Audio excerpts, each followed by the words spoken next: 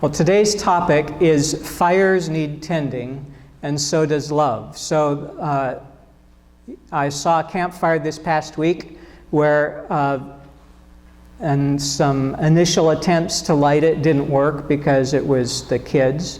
And then the adult attempt to light it was with very flammable liquid and a match. No kindling, no shavings, no paper, just instant fire.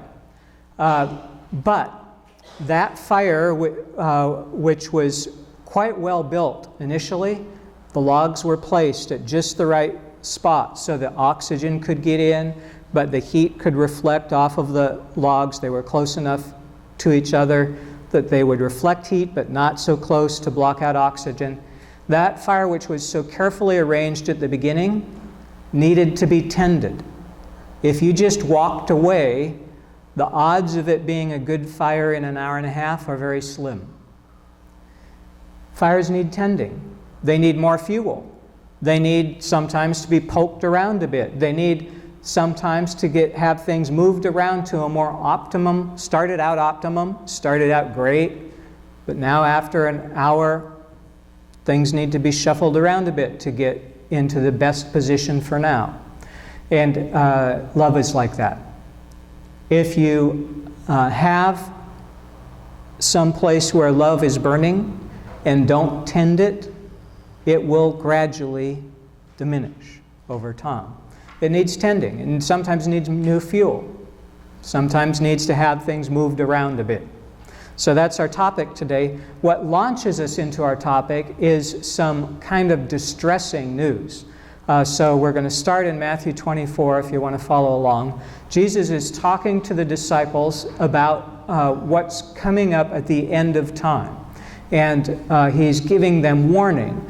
Now, for some people, as they look at when Jesus lived and when we live, they say, well, it's been 2,000 years already, so why should I pay attention to this? But what Jesus talked about for the end of time has had application in every century so far, and probably every decade so far. So it's something you really need to know when the end finally comes, but in the in-between time, it's also something that will be very helpful for you to know how things work. Because most people, everybody that you know so far, has not been in what will ultimately be the end of the age, but they've all been through times of testing and disaster. So we're going to take a look at Matthew 24. Jesus says at the end, they will hand you over to be tortured, and you will be put to death. I'm pretty sure if any of you worked on a to-do list for the week, this wasn't on it. Nowhere on your to-do list for this week or this month was be tortured, be put to death. But for some people, what they want to do with their life is going to be overwhelmed by the state or circumstances, something outside their control, and they will face a reality they hadn't counted on and didn't want. For some of you, that's that appears in the form of a parent who has drunk too much alcohol and cannot respond to you appropriately.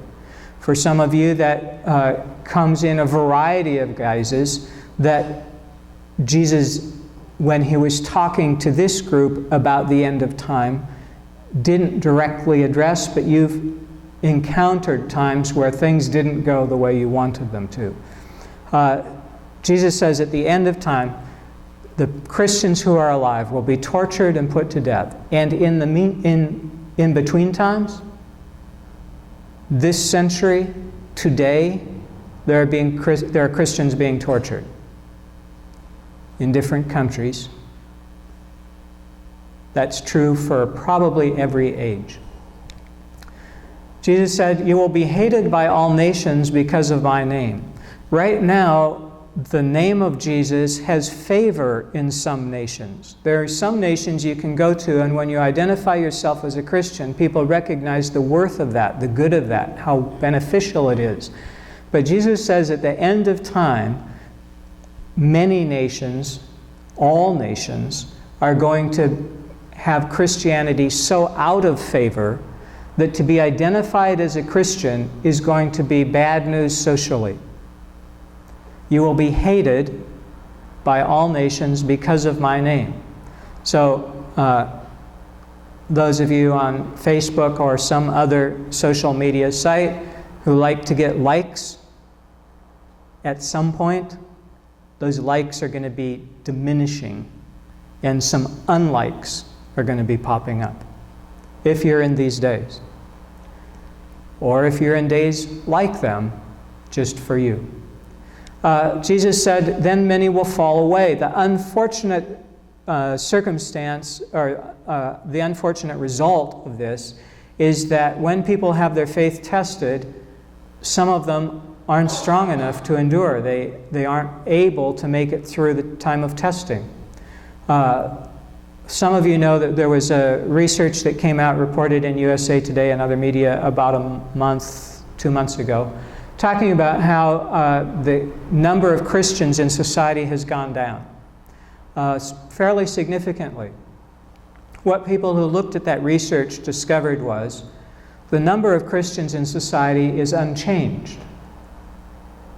But what has happened is people who were not really Christians before but associated with the church because it was beneficial, they sold more insurance because of the affiliation, or for some reason they found the benefit in it, they're no longer finding that benefit, and they're no longer falsely claiming to be Christians.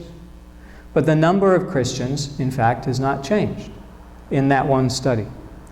Well, at the end of time, Jesus says, it's going to be like that. You're going to think, wow, look at all the believers, and then you're going to think, where'd everybody go? That there are going to be many people who you thought had faith, and they didn't. They were just they loved the choir, they loved the coffee hour, they loved something, but not an abiding faith. Many will fall away, Jesus said, and they will betray one another and hate one another. Sometimes people have been in churches where they really didn't like the atmosphere very much. You really don't want to be in a church in the end times if you can avoid it. If you don't like people sniping at each other with snarky comments, you're really not going to like people betraying each other and hating each other. Many false prophets will arise and lead many astray. So this is also bad news, because some people will think they're following Jesus, but in fact they're going to be following false teachers who come along with something that sounds great but is not. Many false prophets will arise and lead many astray. So in the church, after people leave because they don't want to get the shame of following Jesus, there's going to be some of the few people who are left who are led astray.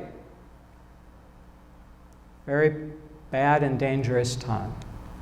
Because of the increase of lawlessness, the love of many will grow cold.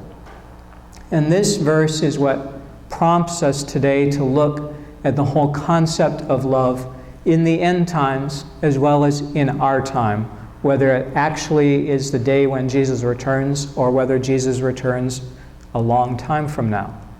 Because of the increase of lawlessness, the love of many will grow cold. So Jesus says, when the time is ready for the end of time, lawlessness is going to be so bad that people who used to be kind and polite, it's not going to happen anymore. The fire of love is going to be untended and grow cold. But the one who endures to the end, Jesus says, will be saved.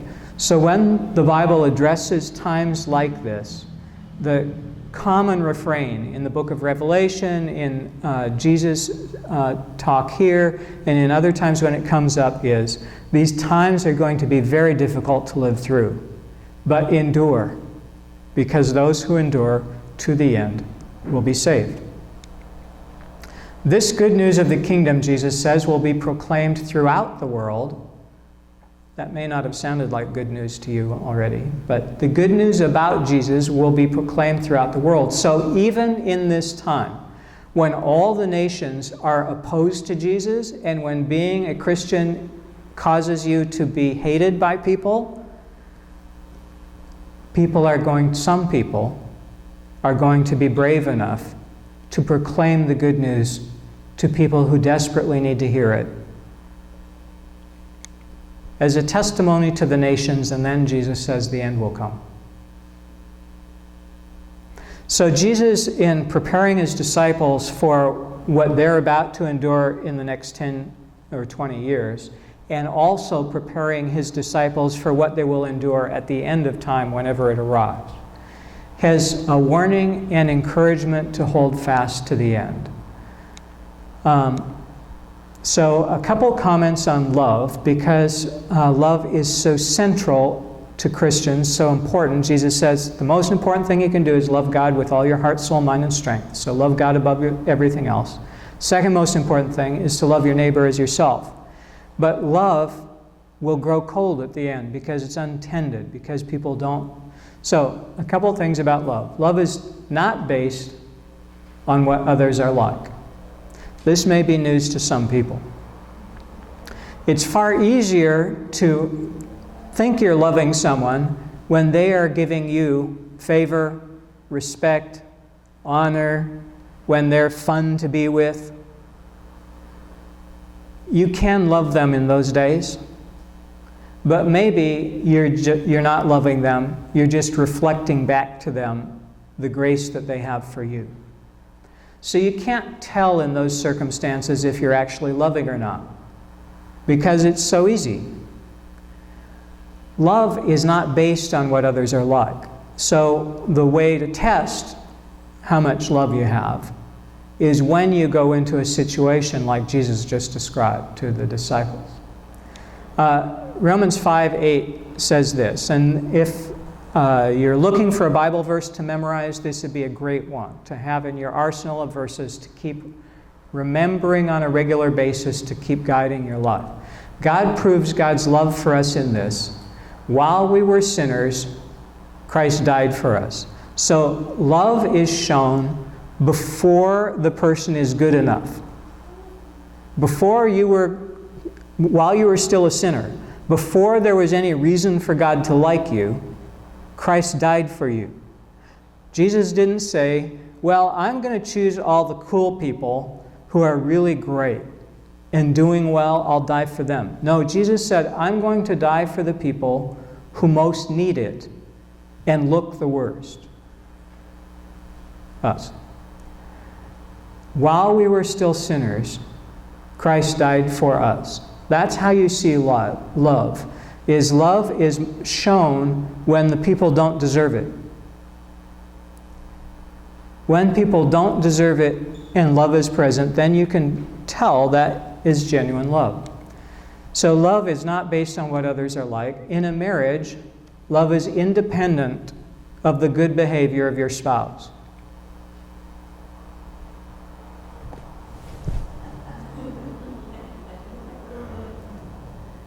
You know, sometimes those spouses can behave in ways that aren't pleasing to you. Then you will see how much love you have.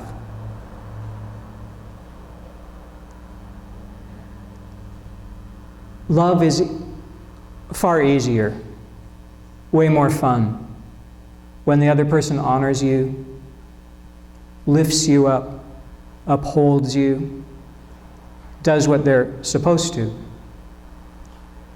But if you have a spouse who is behaving badly, you can still love them.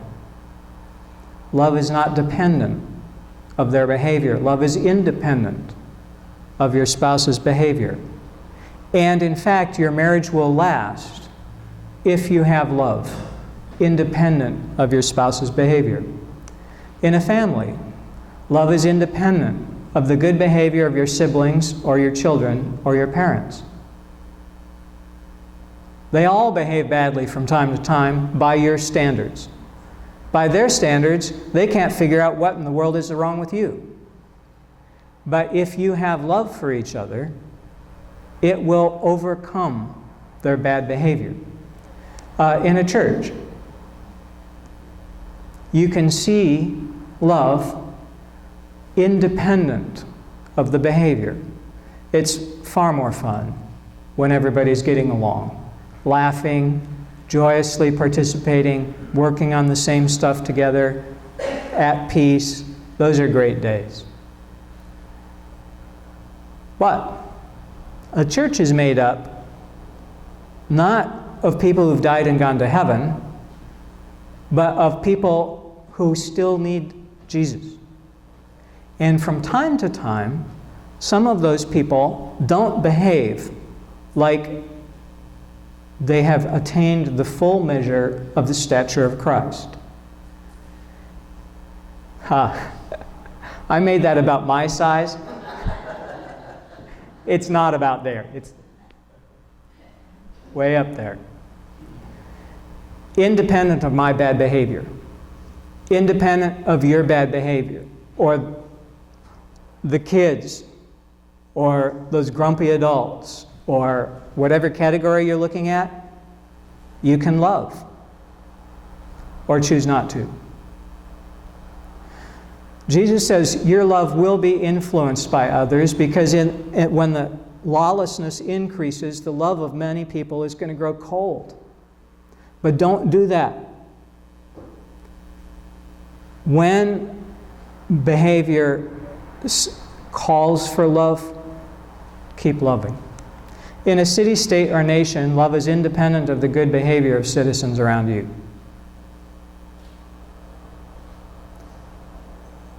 Some of you have lived through nations where you've had to choose to love in spite of the government. Many of us have not. But for many people, throughout history, they are tested. Will you love? Will you be like Daniel, told you cannot practice your faith, and going on anyway, practicing his faith and loving the nation that has decided to be doing some bad behavior? 1 John. This is towards the back of the book, almost to Revelation. 1 John 4. God is love, and those who abide in love abide in God, and God abides in them. So, if you want to know what God is like, God doesn't love, God is love. So if you ever have a circumstance where you're wondering if it's God or not, if it's not loving, it's not God. God is love, and those who abide in love abide in God. So you can participate, become like God, just by loving. God abides in them.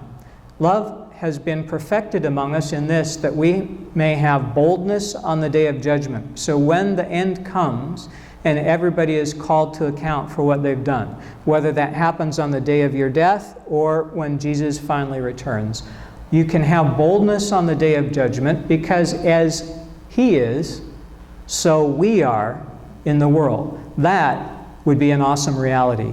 When we all start behaving like Jesus in God, in the world, we will have no need to worry about the judgment at the end of time.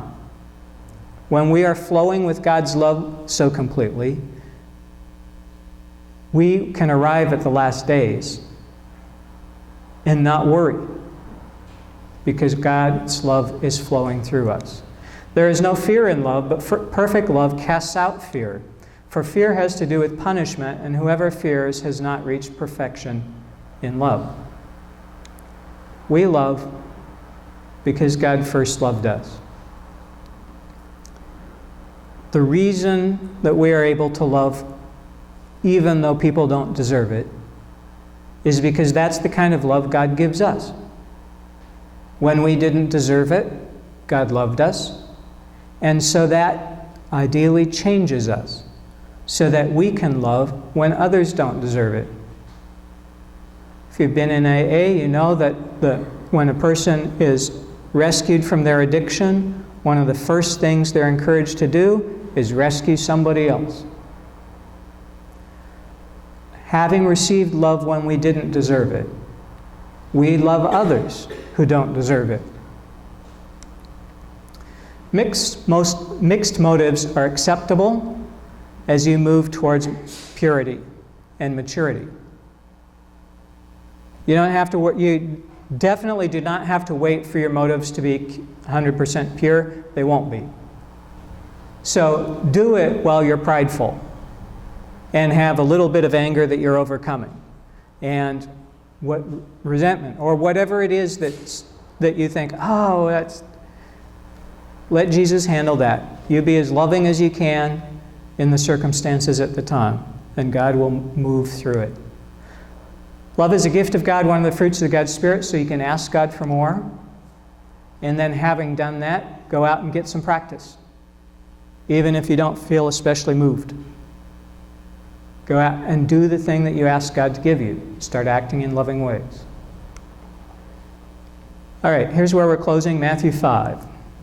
Jesus said, "You shall love your neighbor and hate your enemy." That's a phrase that you've heard.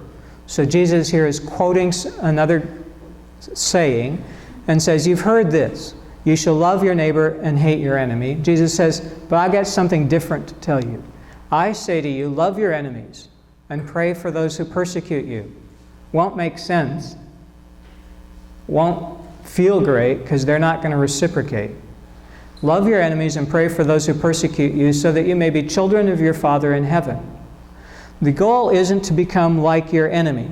The goal is to become like God, who loves indiscriminately all people before they deserve it.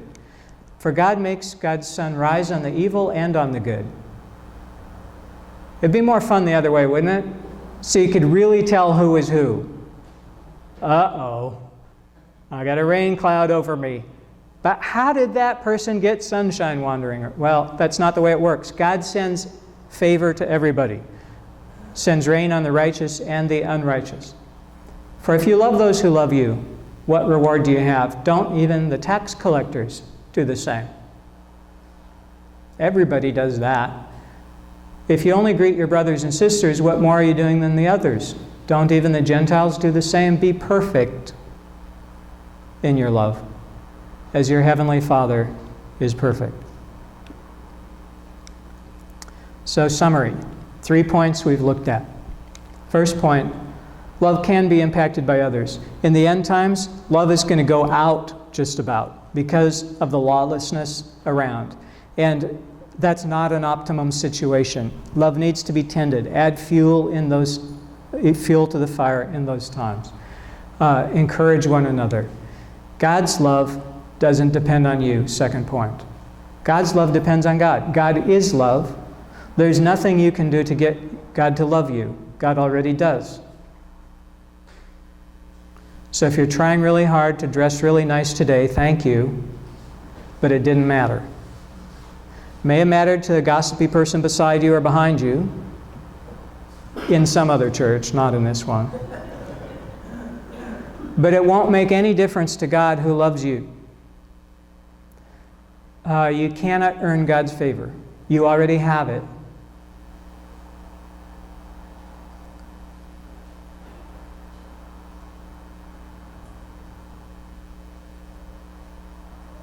If you pause on that and start to unpack God's amazing love for you, it would probably be very helpful for you this week. So, first point, your love can be impacted by others, but don't let it. Second point, God's love depends on God, not on you. And third point, your love depends on you. People around you, a mess, undeserving, unrepentant, you can love them like God loved you, loves you. We're going to take a moment for prayer. Why don't you stand?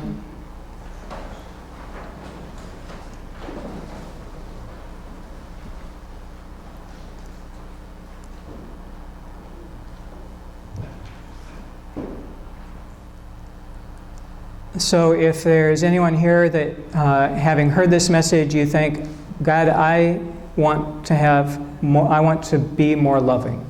If that's you, just identify yourself to God while I'm praying. Say, God, I want more of your love. God, thank you for your mercy for us. Thank you that you love us even before anything else. While we were still sinners, Jesus, you died for us. So we thank you and we praise you that your mercy for us extends before we have any value, that you love us.